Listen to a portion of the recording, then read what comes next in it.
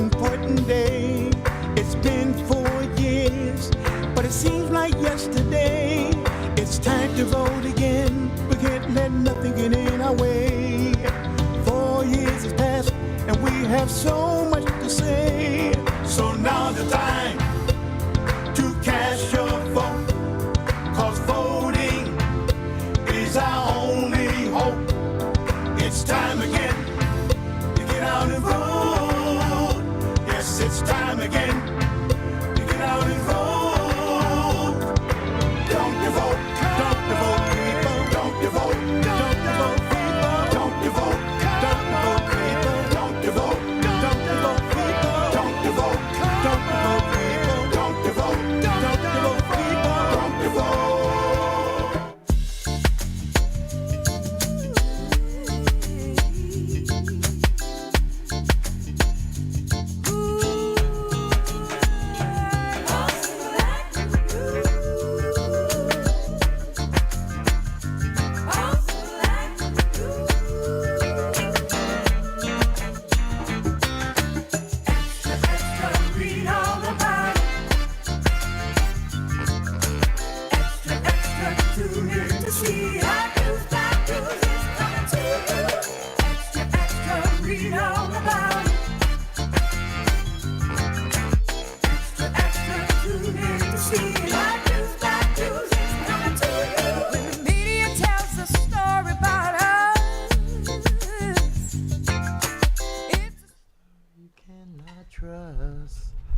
Good morning, good morning.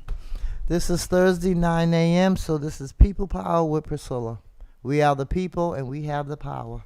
And I'm thankful today. I have two guests, one in studio and one on the air, one on the phone.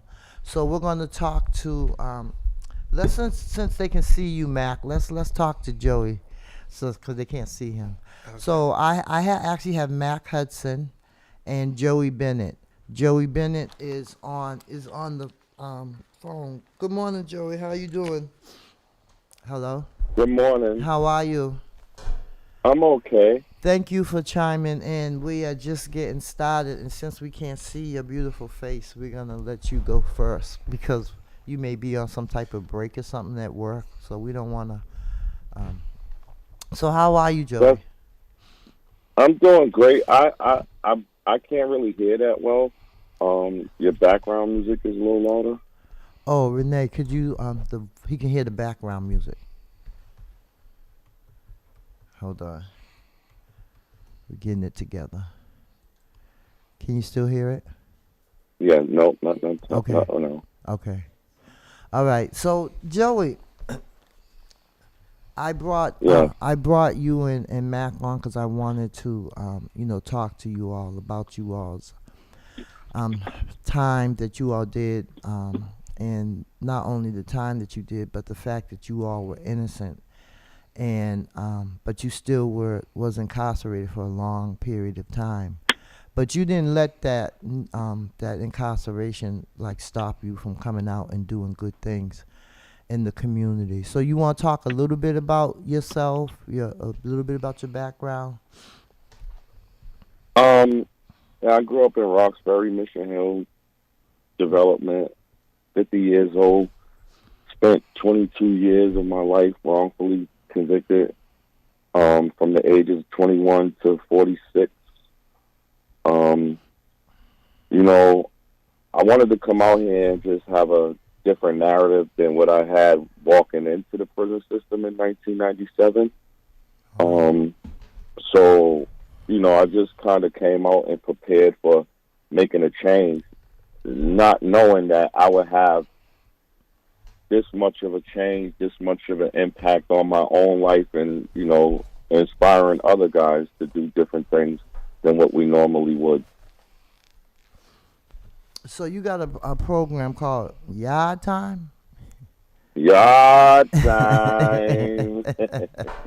So tell me, where'd you get that name? I can imagine where you got the name from, but I want you to tell me where you got the name from, and how has Yard Time changed your perspective and what you? So when while incarcerated, when family members wouldn't be able to come visit, or I couldn't get through on the telephone, or I didn't get no mail that day or something, the only thing that we did have to release was pretty much the yard. So when the CO would yell yard time, that would be my opportunity to go out into the at that time what I would call the world for me. I would have an opportunity to go out and walk the track and gather my thoughts, enjoy things, just, trying to exercise, dancing, whatever brought me joy that day that I did not get from the outside world.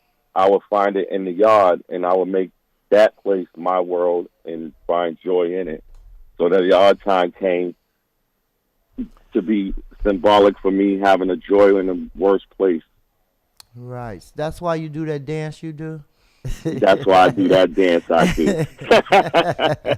So I also want to congratulate you all because you all received an award from Darren Howell and Drive Boston.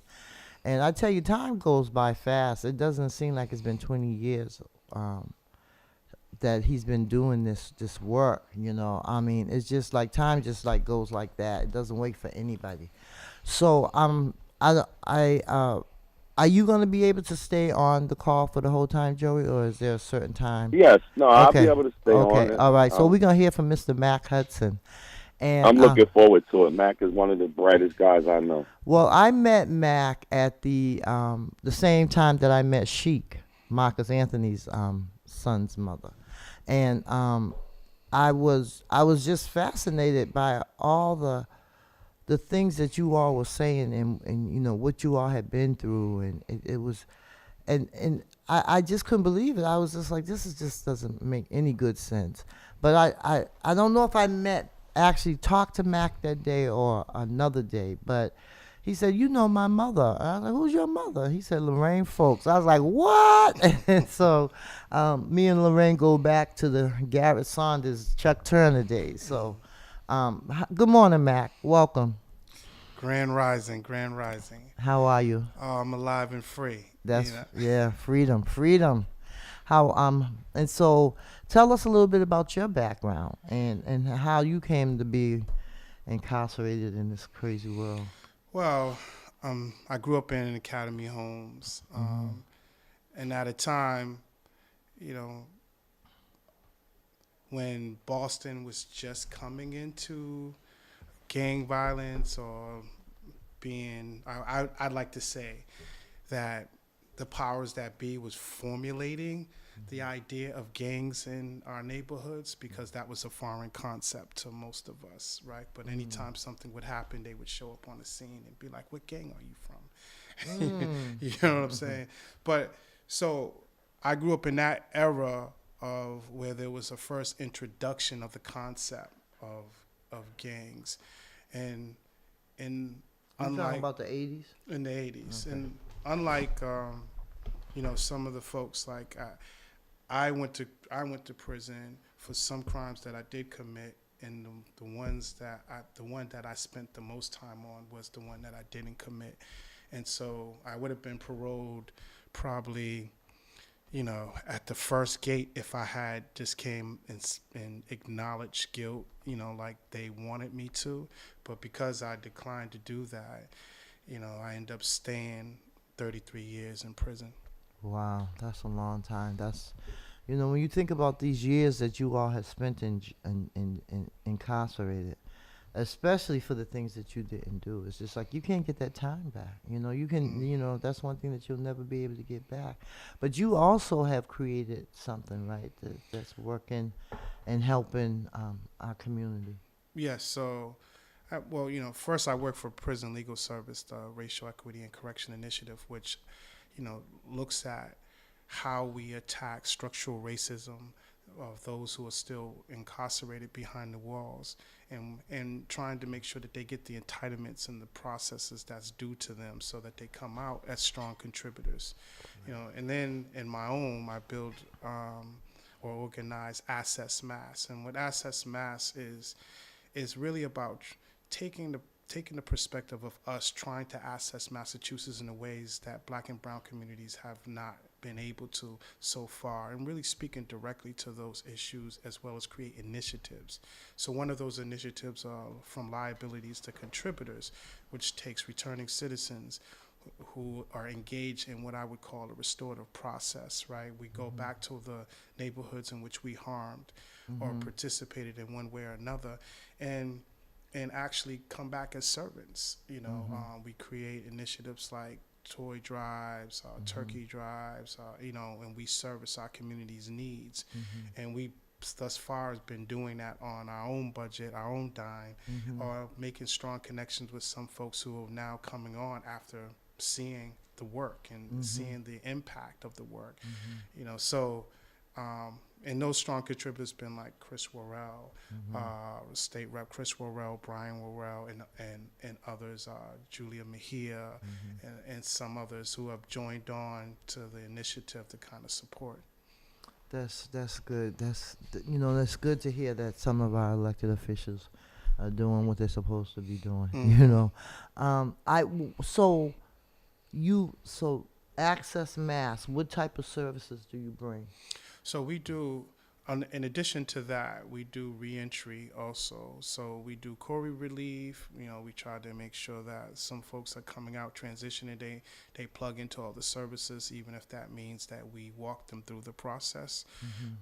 Then we also look at like what is happening structurally, like mass incarceration, where our organization as well as others feel like Massachusetts have not been held accountable for what it's done to the young juvenile population, or railroading a bunch of folks into prison at a time and some of those folks are still in prison, right? They haven't been released, but everyone knows. Like even I was blessed to be on Joey's panel, talking about what happened with him at a time where all these officers were the officers on my case that I spent the most time on.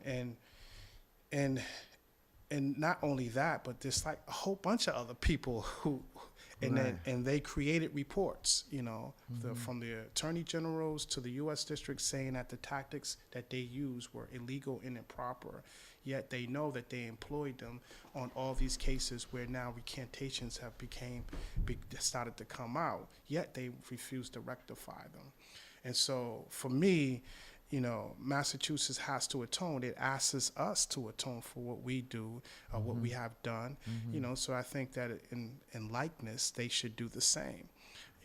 We can't just say, oh, because a brother or a sister don't have a new trial motion available, but we know that the integrity of the conviction is wrong, as in the case of Joey Bennett, who's still waiting his process. They know that the integrity of the conviction is wrong, yet they still are trying to take him to trial. And this is what I don't understand. When you have evidence that says that you're wrong, that you have not done what you're supposed to do, why can't you rectify it?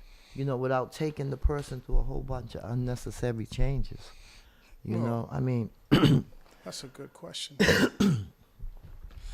Joey, what do you think about that? Me personally, I'll say how I think.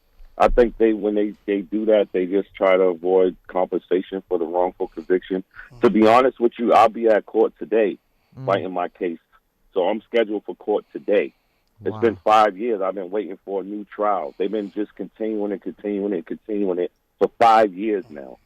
I'm still literally on a bracelet with a curfew, but I'm still helping the community as best way I can by showing up. Right.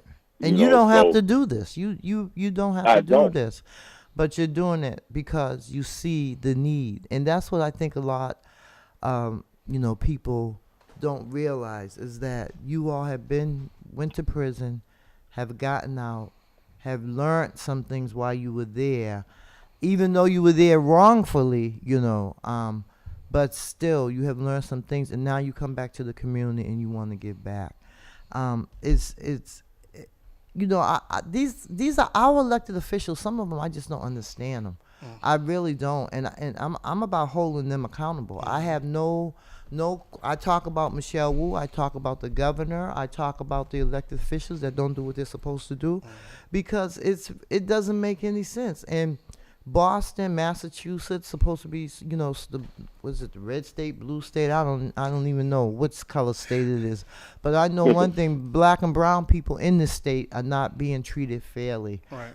In the city, and so we need to, what you all are doing is great, and we need more people like you all out here, and we need more brothers and sisters that are wrongfully incarcerated to be let go. I love Stacey Borden for the work that she's been doing. I grew up with Stacey and her family, and she came right back and she started New Beginnings, and I think it's a great program for women coming out of incarceration. We should have the same for men. I believe there is there is one, or they're working on one, where the men can come out and be rehabbed, because it just, this world is, we have to change this world. We have to be the change makers, and we have to demand. I mean, it's our tax payer dollars that we save, pay the elected officials and stuff. So they should be listening to us. They should be doing what we want them to do, And I know people work. People can't be down City Hall every day in the State House and stuff. But we need to start organizing our community, especially the neighborhood associations. We need to go to them and talk to them, and let them know that, we do have a sense of power, and there's a sense of urgency that we have to do this. We have to get this right, because you all are you all are still at an age where you all can really make a big difference in our community. It's And go ahead. I'm sorry. No. I go was ahead. going to say, I wanted to touch on that as far as because Mac always been the guy that, he knows what he wants to do. And I just recently voted for the first time since I've been home, and Congratulations. I Congrats. believe, Congrats. thank you, and I genuinely 100% believe that more guys and more women that are returning citizens that are coming home need to start voting. Like you said, some of these elected officials are just that, elected officials, but they are elected officials that's been so comfortable in their position that they do less than what they're supposed to do, and they still get voted in. Now, we change that narrative and Right. start holding people accountable for their positions. I believe that we can make the changes that we so want to see. And all we gotta do is replace one elected official, and they'll see that we're And not let them know playing. they don't know this. Yeah.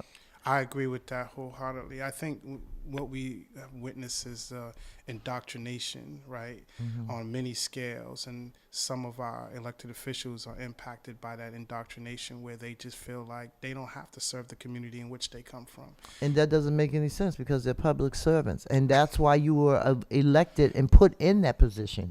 Facts. So if you don't want to do the work, bye. See you later. Well, I mean, I think that they feel like almost like your defense attorney, that you work for them rather than they work for you. Exactly.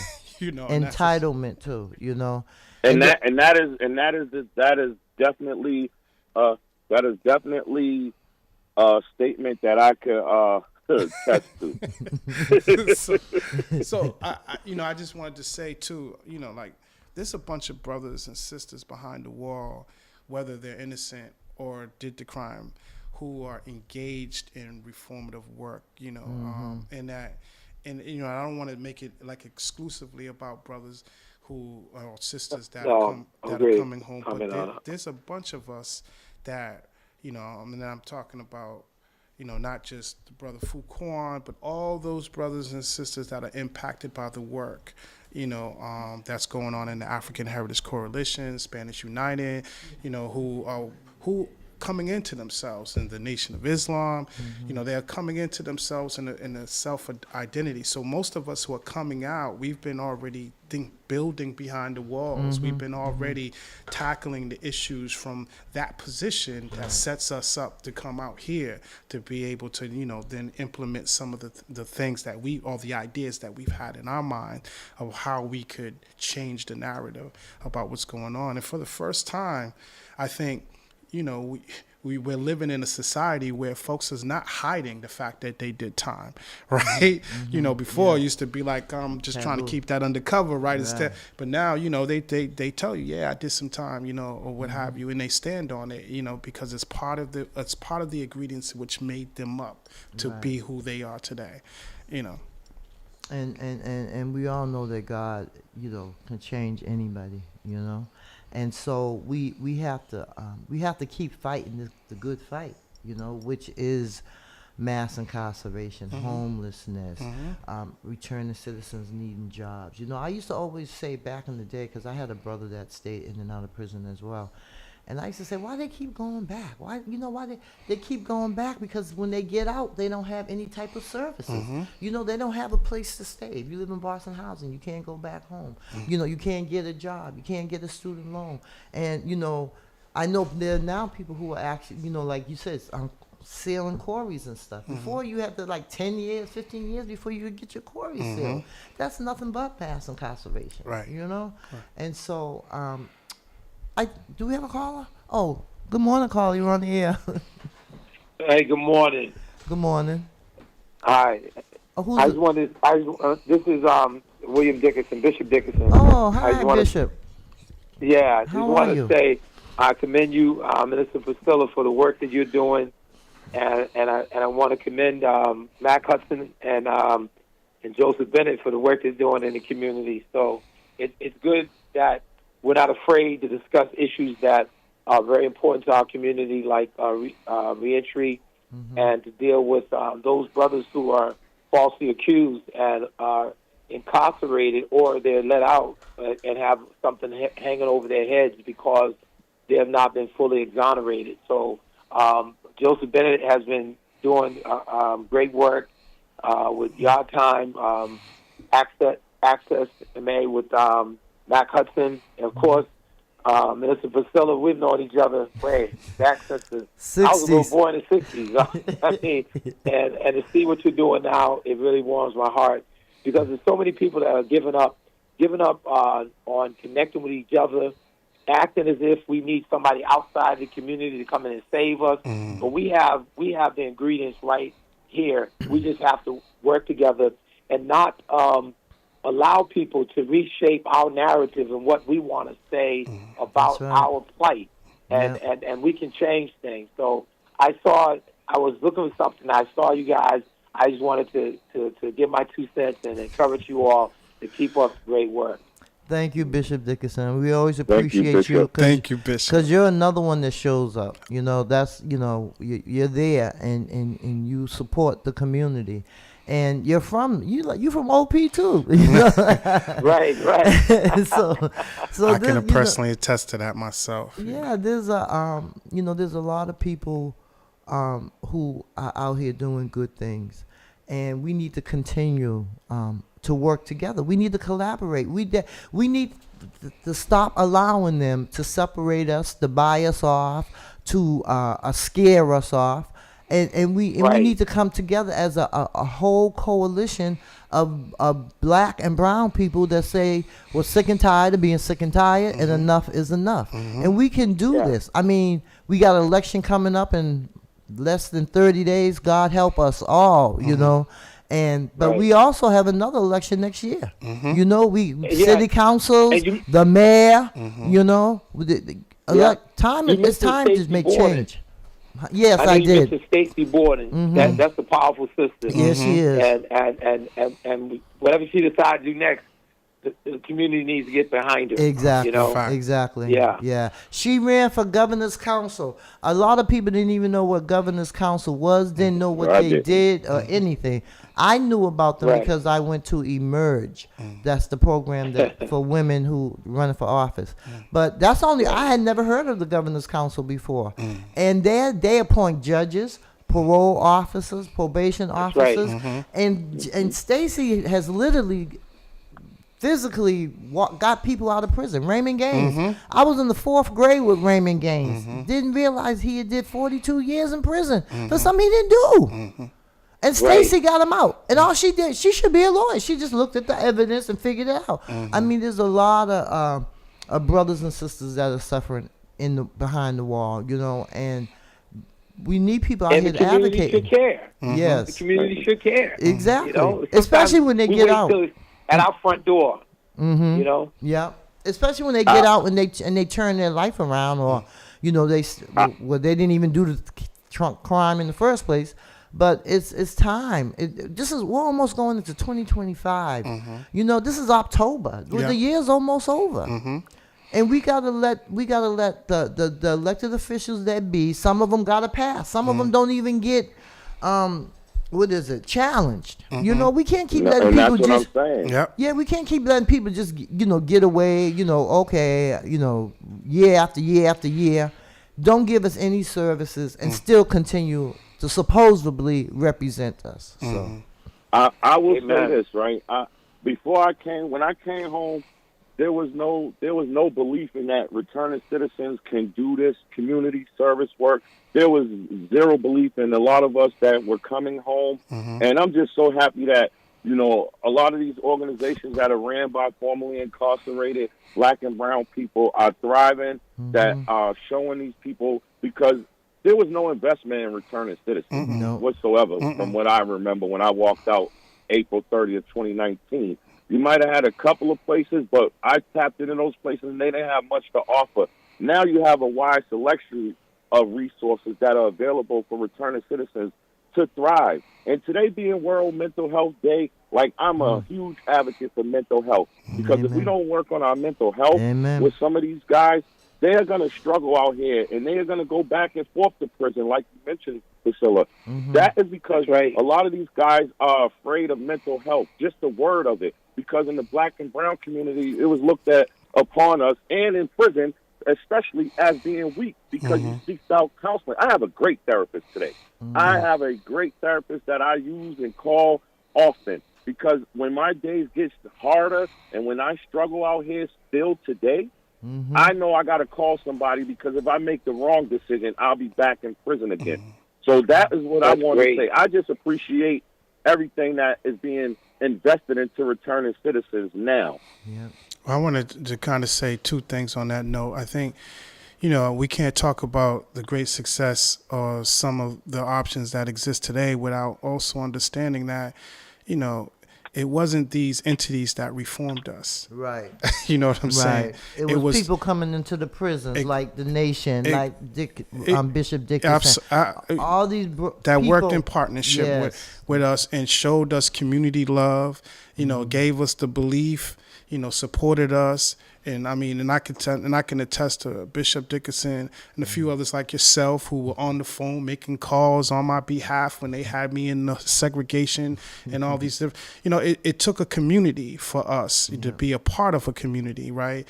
But it all starts with first self-knowledge of who you are, and understanding what has happened to us historically and presently.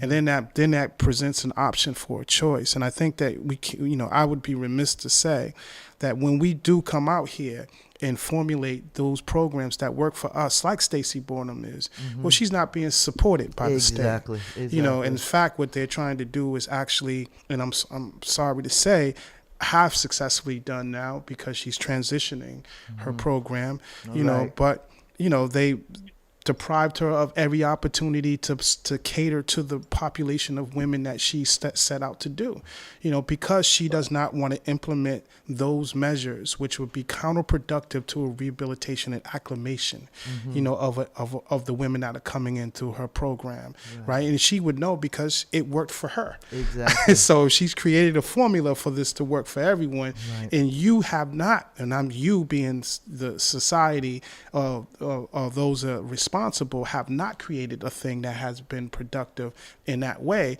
Then why are you in the way of that, unless it's about furthering reincarceration of all these individuals? And I think that we have to start saying that, because that's exactly what it is. It's deliberate intention, right? And people are playing politics with our lives. So we have to set that course, and we have to say, look, whether it's the mayor, whether it's the governor, whether whoever it is, right? If you are not put in public safety and all those under control and check, and because what Joey experienced, what I experienced, are byproducts of the environment of incarceration. Exactly. How many men and women who are suffering that experience then come out, then released and told, okay, start your life now. Right. It it doesn't even make any sense the way they do it. But I am glad to see, and I want to shout out Pastor Pastor Franklin Hobbs, who's been going into the prison, registering people to vote, making sure that they know that they have the right to vote, and literally going there, South Bay and Nashua Street, I think it is. Yeah, Nashua, yeah. they go in. Powerful. Yeah, I mean, and if he had never, it was him that started registering people in prison. If he hadn't talked to one of the commissioners at the election department, they would have never knew. Because there were organizations that said, oh, no, you got to be registered, blah, blah, blah, you know. And so that goes to show you that if you really look, if you really seek the knowledge and the education, you can get it. So now we have a whole lot of people that are now registered to vote inside prison, and that makes a difference because those people like that in Concord and Norfolk and Walpole, all those folks that are incarcerated are being counted as residents of those cities. Absolutely. You know, and that don't make no sense. And they're getting benefits. And they're getting Exactly. benefits for them being out there. Exactly. They're counted in their population. Yeah, Yeah. absolutely. And so these are the things that the system that has to change. And the only way things can change is if we elect change maker people who are not afraid. But we can't just do one at a time. I keep saying we gotta run a slate of people. Next year's election year, we need to run 13 city councils, districts 1 through 9, 4 at large, and we need to. You all already know my song, Michelle Wu. We sick of you. So, but I'm not biting my tongue because it's ridiculous the things that are going on in our community. You know, we can't even get our mail in Roxbury. They can't get their mail. What sense do that make?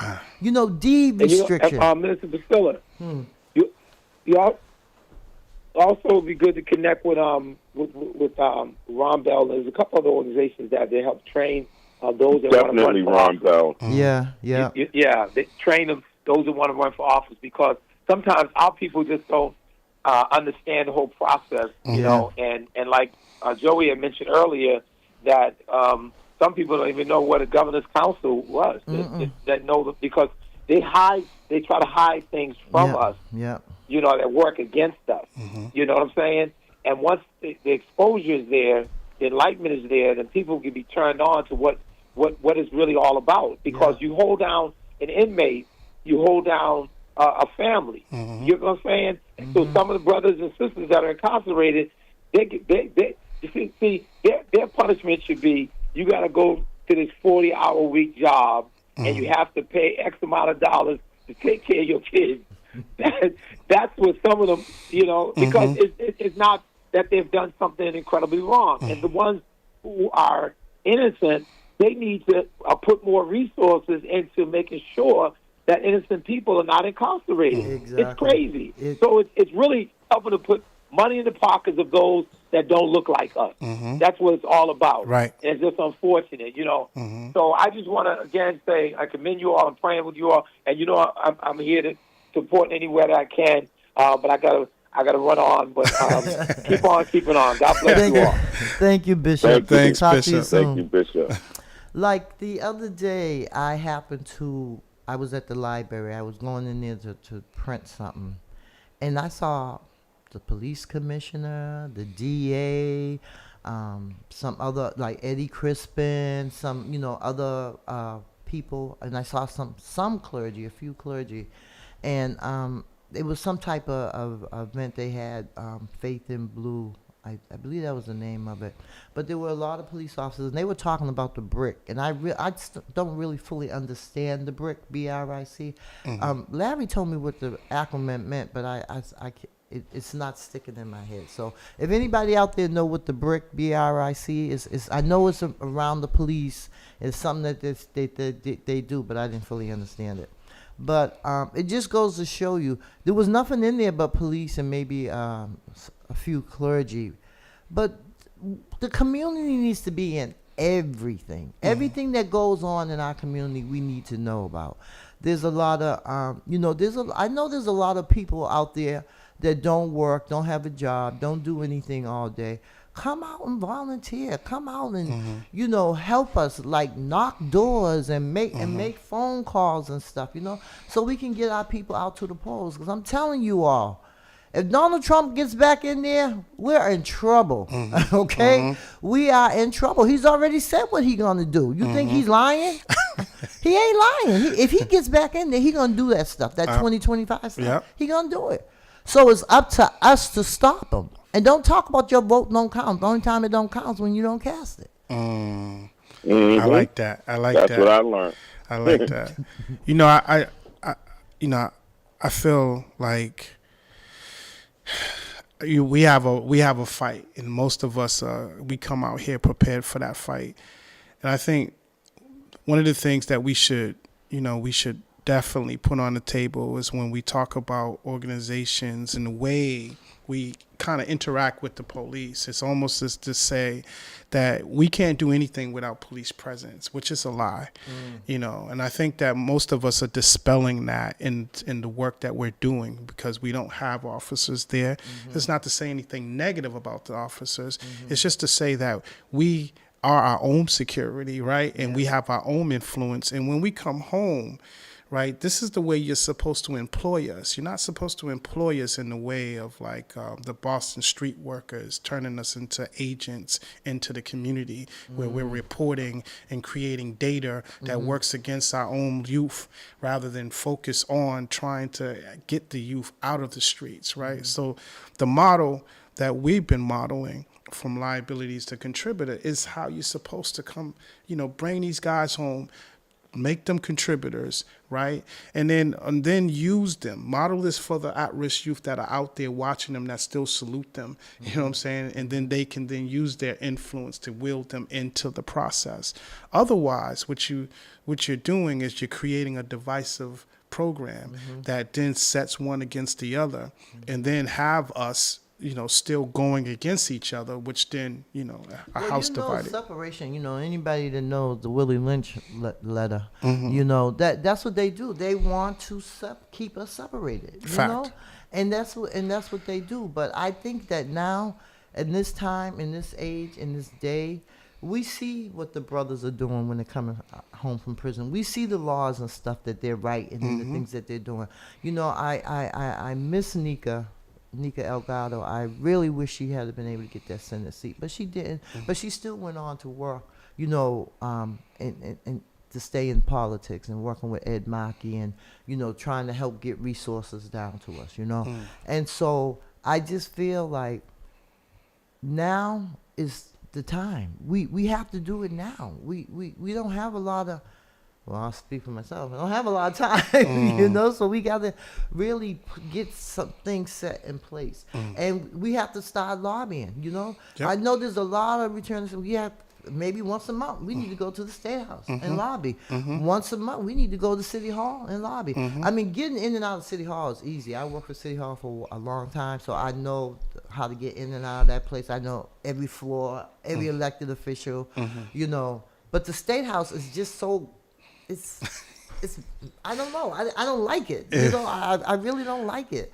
I don't understand why a state rep gets one aide, a city councilor gets 5 staff with a budget. I don't even understand that. Right. And so there's a lot of things that we don't know and that we don't understand. And like Bishop Dickinson was saying about Ron Bell, Dunk the Vote, for about 30 years he's been doing this work, And we need to get all of our folks that have been doing this work together. And I know it's hard sometimes, but we got to get in a collaboration and we got to say, listen, I am my brother. I am my sister's keeper, Fact. For real. Fact. Because all we have is each other. And we learned that during COVID. They didn't want to give us no testing sites.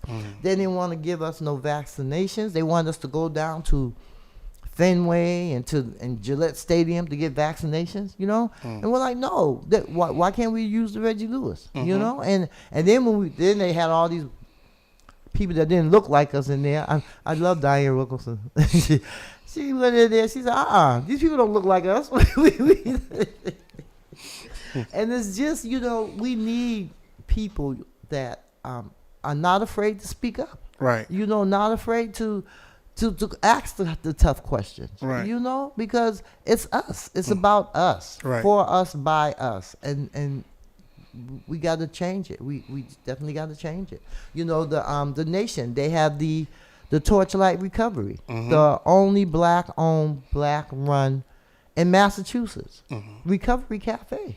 You know, right in the middle, right in Grove Hall. Right. You know, and so there's things like that are springing up. People are doing a work, and you can see the work that they're doing. You know, and so like you said, it's all about us. It's about knowing who we are and what we're about. You know, it angers me when I see folks that look like us and then stab us in the back. You Yeah. know, or go and get that dollar. Right. You know, I mean, really. Right. And so, Yeah, and that's where that's you know, that's where I'm at with that too. I feel like there's so many folks that are being lost in the process of that, and I think, you know, when we have that connective tissue to one another, then everything becomes possible.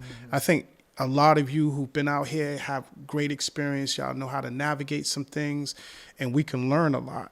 But we have to create a coalition where we can share that body of information, and, you know, not be afraid to show up. You know, That's and right. I know it's extra time Yeah. that sometimes we may not have, but, you know, we're in a state where we can't afford not to. that's right. Whether we show up in person or show up on Zoom, we got to show up. Fact. You know, because I know with the Black Boston COVID Coalition, every Saturday from 2 to 4, we had a meeting. We brought the elected officials in. You know, we were like, what are you all doing? You know, this our community is being affected very bad, and you all are just like, you don't have anything to say about it. You all are representing us, you Right. know, and so it's time for a lot of y'all to go. I'm sorry. I second that statement. Exactly. Me too. I second that. You know, I done had a couple try to, you know, disrupt a few things because they wasn't involved in my vision. And, you know, I think that the work that could be done amongst these politicians could be a lot more. But like Max said, there are some that are doing the work, some that we actually do appreciate in our community. That's right. And then there's others that don't show up until it's voting time. Voting Exactly, season. and You that won't makes see them me all year. Oh, that makes me so sick because that's another thing. A lot of times we run for office and we lose, and then we just get angry and sit back and don't do nothing. You know, until the next time it's time to run. You know, and I mean that to me that's crazy. What have you done? You know, what have you done that we can trust you to go up to the State House or City Hall and represent us? Right. You know, I mean, action speaks louder than words. Good question. No, seriously, because that's, you know, usually you there's a body of some sort of evidence that says I should be where I'm at. And I think, you know, a lot of folks got in by COVID, you know, by default, because, you know, everybody was just like, hey, it's an opening seat. So, but now it's gotten to the point where it's just disrespectful, you know, and I think that we should feel a way about it, whether, you know, you believe in the vote or not. There's a person that's supposed to represent us, should represent us. And if they're not, then, hey, it's not, I don't look at it as a like I owe somebody something. No, you owe me something. You owe this community something. right. And we shouldn't have to say, oh, because you're just a black face that we're just going to keep you in that office. Yeah. Nah. The proof is in the pudding. Fact. You know, so I think we're on to, you know, I think a lot of us is thinking the same way. It's just about how do we do it. You know, we have a bill by RVICI that we're presenting to try to create meaningful oversight of the Department of Corrections, in which we're coalition building on that, and we're inviting our black organizations all across the state to kind of participate in that effort, because we're the ones that's really impacted by that. Right. You know, we need collection of racial data so that we remove the idea of, oh, these folks don't feel like they have to account for us. You know what I'm saying? Yeah. So now we can see who gets the programs, who goes down to the minimums, who goes down to the pre-releases. And we know historically it hasn't been us. Right, So they release us, they maintain us in high security, and then release us from those places unprepared for transition. And then when we come out here, we're told to, man, make your way the best way you can. It's just like they do in foster care. Once you're 18, bye, see ya. And I was so surprised. I work with James Mackey. He right now he's with More Than Words. Actually, they have an event next week, the 16th in the evening. But me and my youth, Marcus Anthony Hall Educational Institute youth, we went and supported. They raised up the age, to 21 instead of youth 17, 18 going into maximum prisons and stuff, and so I think they did get one part of what they wanted, but like they say, a youth's mind doesn't materialize until like they're 25, 26, right? So why should you send a 17 to 18, 19-year-old into a maximum prison? It doesn't make any sense. And then people have said, well, if they did this to my, I would want to see them incarcerated. Yes, but there's a certain way that you can incarcerate a 17-year-old as opposed to sending them to a big jail. The fact that and that's the first stop now. Susan Marinowski is now the first stop they enter when they go into the now. prison Is that in system. Walpole? Where's Susan? No, that's No, that's the new Walpole's maximum closed now. down. Yeah, Susan Marinowski now is the maximum security. SPCC, the Supermax. And is that in Walpole, Norfolk? It's in No, Shirley. it's in Oh, Shirley. it's in Shirley. It's in Shirley. Yeah. Okay. Because So when Shirley they used get- to be when a they get- pre-release, didn't it? Well, it had it had a on its minimum compound. on its compound, but not a pre-release. Oh. Yeah, No, I didn't mean pre-release. I meant yeah, it had a minimum. Yeah. So it has a medium facility and a minimum. I think they closed down the minimum. Like Yeah, just they recently. closed down the minimum, so they had the medium and the max. And when you get sentenced from the courthouse, you go straight to the max now. So right then and there, as they would consider a 17-year-old as being put in a gladiator school, because even then now you're locked in 23 hours a day. So you're only getting 1 hour out, and you might not get that 1 hour out, depending on the day and the time that they don't want to let you out. Exactly. And so I mean, so you're basically what they call sensory deprivation, because you're locked down under these restraints for so long without contact with folks, and then the little time that you do get out, you got to try to shower, do your rec, all at one time. All in 1 hour. Yeah. Hold on. Good morning, caller. You're on the air. Hi, how are you guys? Good. How are you? Good. I'm really good. I'm really excited. I'm an alumni Husky for life, and so I'm really happy to, be on this call and let you guys know this really an amazing event that I have going on Saturday. And you are? I'm sorry, I don't catch your voice. Sorry, I didn't even say. My name is Kateria from hello. Exposed TV. What TV? Exposed TV? Oh, okay. And so you're calling us to tell us about an event you're having on Saturday? Yeah, I'm calling to tell an event I'm having on Saturday. It's called GrindCon. It's a music and entertainment business conference. This is going to be our 6th year doing it, and it's free for all students. It's happening at the Track New Balance at 91 Guest Street. And I would love to see everybody pop out. We're going to have people there from YouTube, Songtress, Capitol Records, UMG. We're also going to have Dave P. from On the Radar. On the Radar is one of the biggest musical live performance platform out right now. So it's going to be a great time. What time is it from? It's from 11 to 10 p.m. Oh, okay. I did see that. My sister did send me that. I might show up there. My sister just sent me that. I have an event Saturday where I'm going to speak to some youth in Malden about the pitfalls of violence and bad decision making. But my sister did send me that. Okay, well, That's awesome. thanks for I'm calling happy in. it's circulating around. If you know any students that want to come, we really want to be able to, the purpose of this conference really is to teach artists and, entrepreneurs and talent managers about the music business. I think that a lot of it's overlooked. And a lot of people are like, okay, I just want to be the best performer, right? The best artist. But it really is knowing the business so you're able to succeed. Yeah. Agree. I thank you. What's your name again, hon? Kateria? Kateria? Yes. Okay. Well, I mean, I have a busy day on Saturday, but I may try to shoot by there. I'm not in the well, I guess I am in the entertainment business, right? But I have 1 minute. Thank you. I really appreciate you calling and letting us know. Yeah, of course. Thank you so much for giving me the opportunity to talk about it. Thank you. Thank you for what you're doing. And maybe I'll see you. If it's going to go, maybe I'll try to shoot by there to meet you. Sounds good. Thank you, guys. Thank you. Have a blessed day. All right. So, Mac, you want to give out your information? Someone's trying to reach you, and Joey, and then that'll be it. Oh, well, you can reach me at ssmass2022@gmail.com.